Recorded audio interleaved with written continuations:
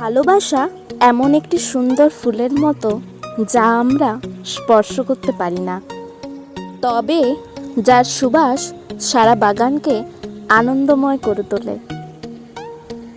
সুপ্রভাত বন্ধুরা, যা গরম পড়েছে বন্ধুরা, তোমরা সবাই কেমন আছো? আমার এই নতুন চ্যানেলে তোমাদেরকে স্বাগত জানাই। তোমরা সবাই প্লিজ আমার পাশে থেকো। আমি যেহেতু নতুন, তো আমার ভুল ত্রুটি অবশ্যই হবে, প্লিজ তোমরা ধরিয়ে দিও।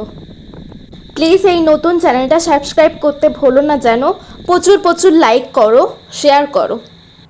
সকাল হলে ওরা দুটো ঠিক চলে আসবে, আর ঠাকুমা ঠিক ওদের জন্য ওখানেই চাল দিয়ে রাখে, আর ওরা দেখো কত সুন্দরভাবে খেয়ে নিচ্ছে।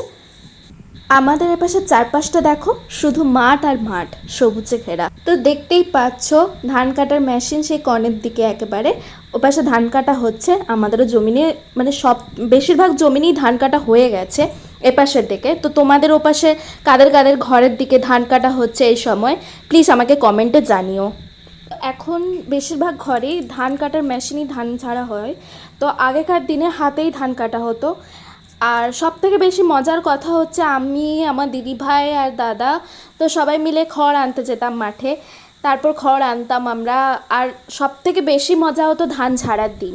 সব কথা ছাড়ো বন্ধুরা, তো আজকে এই ব্লগটা আমি শুরু করতে চলেছি একটা নতুন অসাধারণ রেসিপি নিয়ে। তো তোমরা সবাই দেখতে। তো গাছে যখন এঁচোড়টা পাড়তে যায় তখন ওখানে কিছু কারণবশত আমি ওখানে ছিলাম না। সত্যি বন্ধুরা, এটার জন্য আমি দুঃখিত। মজাদার ঘটনা আমি তোমাদের সাথে শেয়ার করতে চলেছি। বৈশাখ মাসে যখন আগে আমাদের ঘরে মাংস হতো না, এখনও হয় না, তো তখন মা কাকিমারা আমরা যখন আড়ি করতাম, মা কাকিমারা বলতো যে গাছপাটা হয়েছে, চল কচি গাছপাটার ঝোল হয়েছে। তো এই এঁচোড়কে ওই গাছপাটা বলা হয়। তো তোমরা কি কিছু জানো? তোমরা কি জেনে থাকলে প্লিজ কমেন্ট করো। এই রেসিপিটি তৈরি করার জন্য এঁচোড়টাকে কেটে ভালোভাবে ধুয়ে লবণ এবং হলুদ মাখিয়ে রাখা হয়, তারপর একে সিদ্ধ করা হয় ভালোভাবে। তো চলো বন্ধুরা, তোমরা এই রেসিপিটা ততক্ষণের জন্য মনোযোগ সহকারে দেখে নাও, স্কিপ করে কোথাও যেও না প্লিজ। কী উপকরণ লাগবে বলে দিচ্ছি। এঁচোড় তো লাগবেই, ভাপানো আছে, পেঁয়াজ কুচি, আদা বাটা, রসুন বাটা, কাঁচা লঙ্কা বাটা, চিনি, নুন, টমেটো বাটা, এখানে ফোড়নে গোটা গরম মশলা, শুকনো লঙ্কা, তেজপাতা, আর এটা শুকনো খোলায় গোটা গরম মশলা ভেজে গুঁড়ানো আছে, সরষের তেল, আর গুঁড়ো মশলার মধ্যে হলুদ গুঁড়ো, কাশ্মীরি রেড চিলি পাউডার, গোটা জিরে, আর জিরে বা গুঁড়ো, আর ধনে গুঁড়ো। তো কড়া গরম হয়ে গেছে, কড়াই সরষের তেল দিয়ে দিচ্ছি।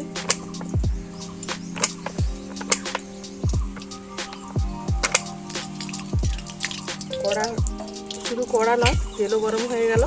কড়াটা গরম ছিল বলে তেলের ওপর আমি একটু চিনি দিয়ে দিচ্ছি, একটা শুকনো লঙ্কা ফাটিয়ে দিচ্ছি,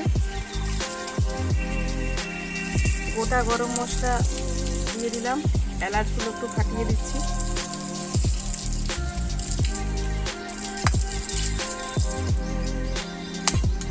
তেজপাতা দিয়ে দিলাম। এবার এটা একটু নেড়ে নিচ্ছি।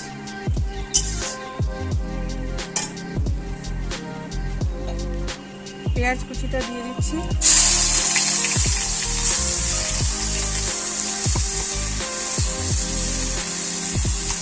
একটু নুন দিলাম যাতে নরম হয়ে যায়। এবার এটা একটু লাল লাল করে ভেজে নিচ্ছি।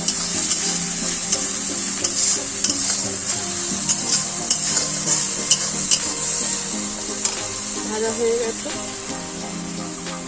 এর মধ্যে রসুন কুচি দিয়ে দিলাম,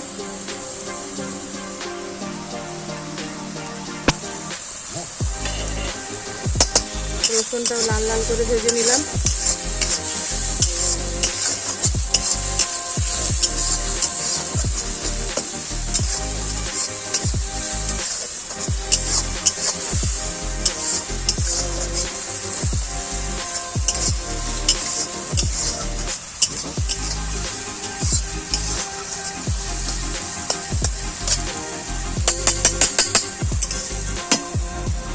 এবার এর মধ্যে একটা একটা গুঁড়ো মশলা অ্যাড করছি।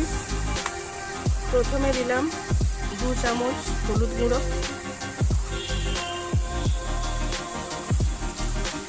আড়াই চামচ কাশ্মীরি রেড চিলি পাউডার,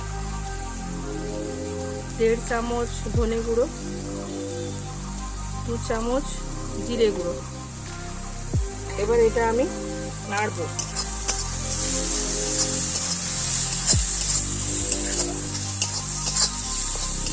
একটু জল দেব বন্ধুরা, নাহলে মশলাটা পুড়ে যেতে পারে।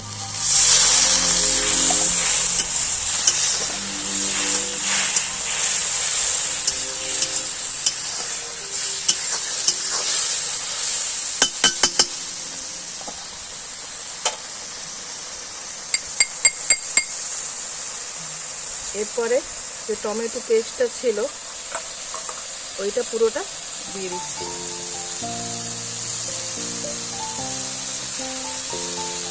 তিন চামচ মতো আদা বাটা দিলাম।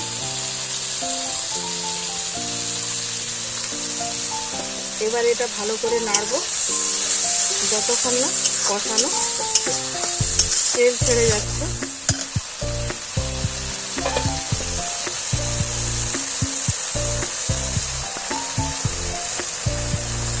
আরেকটা বন্ধুরা আমি বলতে ভুলে গেছি, কিছু কুচো চিংড়ি মাছ ছিল বাড়িতেই, তো সেটা আমি এর সাথে এই মশলার সাথে দিয়ে ভেজে নিয়ে এসরে দিয়ে দেব।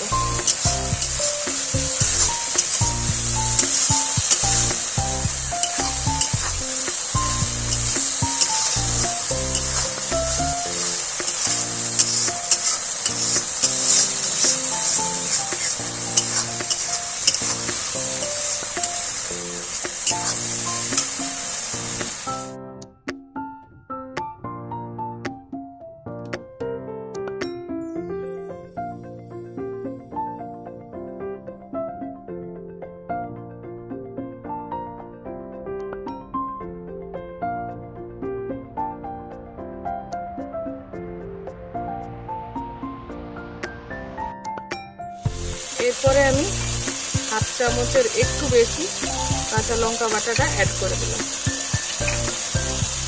দিয়ে এটা আবার ভালো করে কষিয়ে নেব।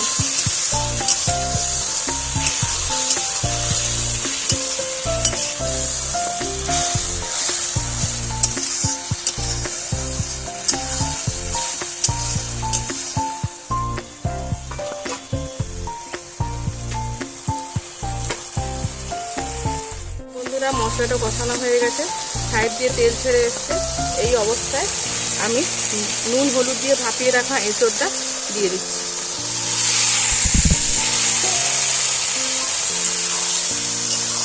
মশলার সঙ্গে খুব ভালোভাবে এটা কষিয়ে নিচ্ছি।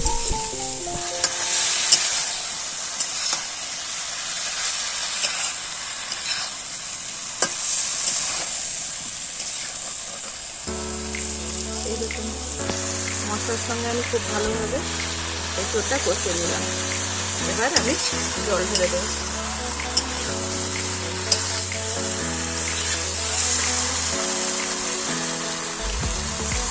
যেহেতু সেদ্ধ হওয়া আছে এঁচোড়টা, খুব বেশি জল দেব না, এটা মাখো মাখো হবে, ঝোল ঝোল হবে না।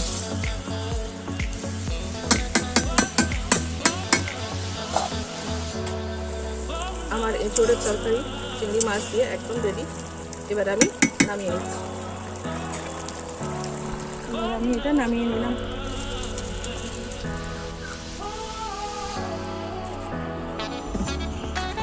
সুন্দর এঁচোড়ের তরকারি আমার রেডি হয়ে গেছে। যদি ভালো লেগে থাকে লাইক, কমেন্ট, শেয়ার, সাবস্ক্রাইব করতে ভুলবেন না। আজকের মতো এখানেই, দেখা হবে পরবর্তী ভিডিওতে। সহজ সরল ও সাধারণভাবে তৈরি একটি রেসিপি। তো তোমাদের কেমন লাগলো প্লিজ জানিও। তো তোমরা এরকমভাবে বানিয়ে খেও, কীরকম লাগলো সেটা প্লিজ জানিও কমেন্টে। তো like, comment, share, subscribe please. Thank you.